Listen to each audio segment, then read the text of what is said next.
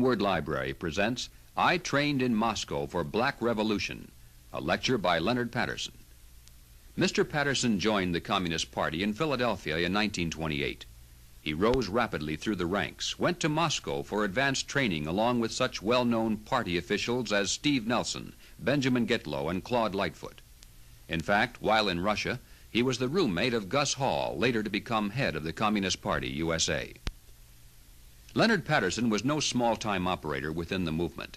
He was a member of the National Committee and National Bureau of the Young Communist League, a member of the Central Committee of the Negro Commission, and chairman of the International Negro Commission of the Communist Internationale. He organized and led picket lines, strikes, goon squads, and riots, all in accordance with orders from party headquarters. He was an active and effective communist propagandist, not only in the United States, but also in Russia and Germany as well.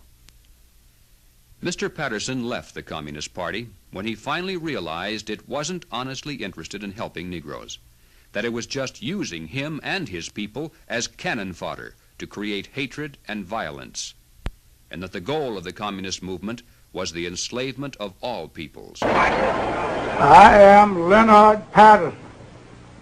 When I was a young man, only 23 years old, I joined the Communist Party.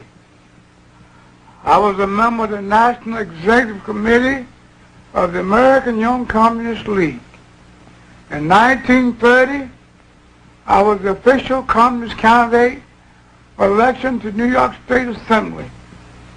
I knew Gus Hall and other top-ranking American communists very well because I trained with them at the Lenin University in Moscow.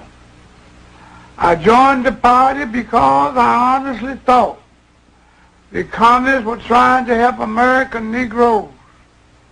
I broke away from the party when it became clear to me what the communists were really up to was to use the Negro people in this country in a violent and bloody revolution aimed at the establishment of the American Soviet dictatorship. It was that simple, and it is still that simple today. Make no mistake about it. What is happening in the United States right now under the banner of civil rights is exactly what has happened in China, in Cuba, in Algeria, and many other places around the world.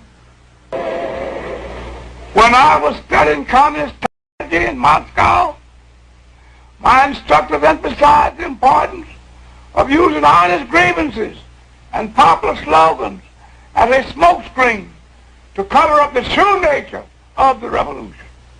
We were taught how to use propaganda and arouse the emotion of the masses.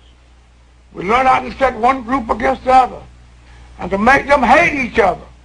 We learned the necessity of having martyrs, and we were even told how to create our own martyrs if they did not automatically result from the atmosphere of hatred. We were taught the importance of getting large masses of people into the street for marches and demonstrations. And finally, we were instructed in ways to take off riots and make them spread and to keep them going. When I returned to the United States, I was immediately given practical training.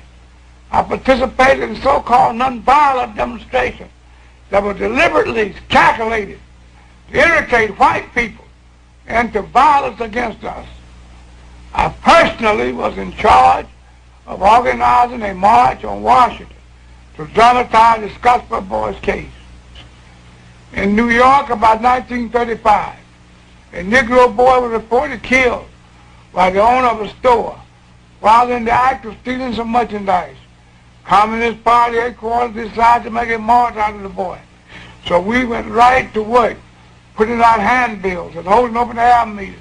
In less than a half hour after we started, there was a race right at 125th Street, complete with smashing windows of white storekeepers, looting and all the rest. I'm not speaking of things I read about. These are things I personally participated in. Yes.